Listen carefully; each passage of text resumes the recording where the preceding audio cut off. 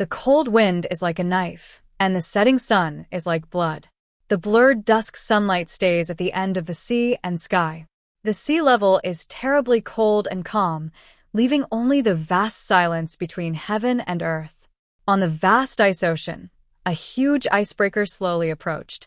It has been drifting on the sea for several days. If it were not for this huge icebreaker, it would never be able to traverse the deep sea in such a cold ice apocalypse. But at this time, there are few crew members on this huge icebreaker. Because the huge hull can withstand the erosion of the ice ocean, but it cannot stop the north wind on the sea that is sharper than a knife. The entire shy race has always been unmanned. Today, in 2050, artificial intelligence has replaced most of the work in the mechanical field. It is in this dangerous environment that bursts of low music can be vaguely heard from the ship. On the deck of the shy race icebreaker, a man wearing a gray newsboy cap and a suit vest of the same color leaned lazily against the fence. He is slender and thin, and looks about 30 or 40 years old.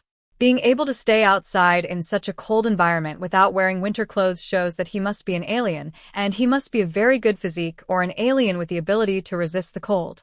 The low music came from the shakuhachi in his hand. At the end of the song, he looked at the dead sea and raised his head to the distance. A meaningful smile appeared at the corner of his mouth. When he smiled, he gave people a very evil feeling like a fox with conspiracy. He put away the shakuhachi and turned to walk towards the cabin. There were more people in the cabin below at this time.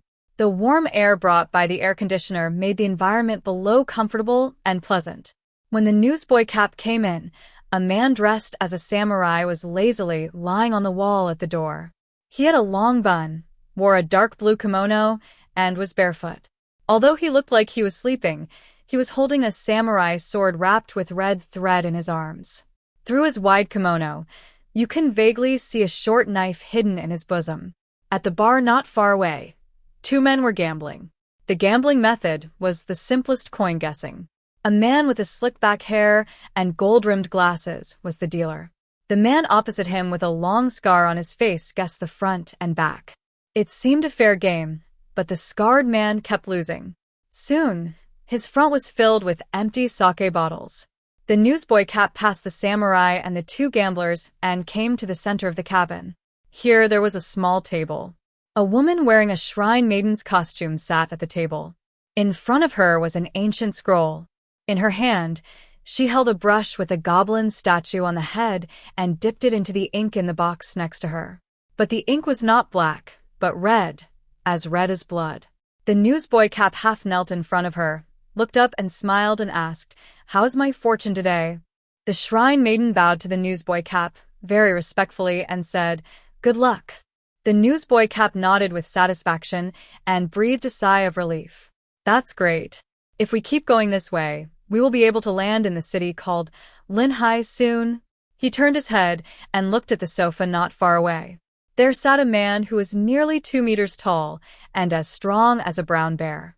But the man was wearing a black suit and flipping through a sailing magazine with his thick palms. The picture was somewhat inconsistent. "Dagonghui, how far do we have to go?" The man named Dagonghui Yanjin didn't even raise his head. "3 more days." The man in the newsboy cap smiled and raised his head, looking at the ceiling and sighed. 3 more days, right? After 3 days, we will land in the place called Shenzhou. Then, write a legendary story that belongs to us. The investigation team's mission in Tianhai City has ended. Bailey Chongqing led the team back to Jinling, back to the super military fortress located on the east side of Jinling, which was built at a huge cost, Blizzard City. The sky was covered with heavy snow, and this gray super building was crawling on the ground like a beast. The tall city wall is more than 50 meters high.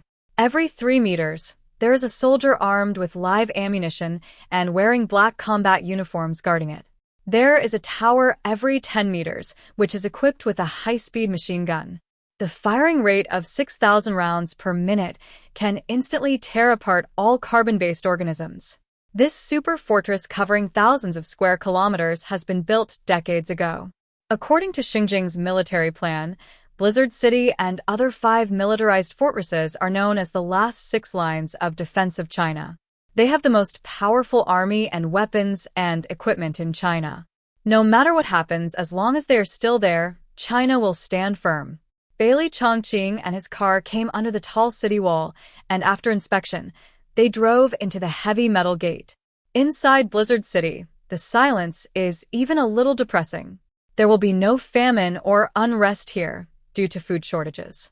But comprehensive militarized management is implemented here. Therefore, it is almost impossible to see the activities of ordinary people in the streets and alleys. There are only soldiers and special personnel working for Blizzard City. After Bailey Chongqing and his team returned, staff immediately came to take them for examination.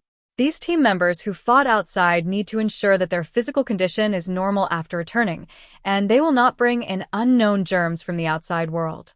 After a complicated examination, a young officer appeared in front of Bailey Chongqing. He was wearing a neat green military uniform, a neatly slicked back hair, and a pair of expensive gold-rimmed glasses. After seeing Bailey Chongqing, he said, "Lieutenant Colonel Bailey, please follow me." Bailey Chongqing nodded and followed the young soldier. The identity of the soldier is not ordinary. He is Lan Xinqing, the secretary of Zhuzheng, the supreme commander of the Jiangnan region. Born as a civilian, his family background is extraordinary and he is very trusted by Zhuzheng. As usual, after they complete their assigned tasks and come back, they need to report the situation to Zhuzheng in person. What's more, this time, the problem in Tianhai City is more serious. After all, the death of a captain-level figure is enough to alarm the entire Blizzard City's top management. Bailey Chongqing followed Lan Xinqing to the command center, Zhuzheng's office. Commander-in-Chief, Bailey Chongqing is here. Lan Xinqing reported to Zhuzheng through the communication device outside the office. After receiving Zhuzheng's affirmative answer, Lan Xinqing made way, and the dark silver metal door in front of him slowly opened. Bailey Chongqing was a little nervous and walked in step by step with a stern face. After all, this time he came here to lie to Zhuzheng. Although he had discussed it with the team members before coming, and everyone agreed with his approach. But Zhuzheng's majesty is too deeply rooted in the hearts of everyone in Blizzard City. So much, so that this veteran who has been fighting for a long time would also be afraid of him.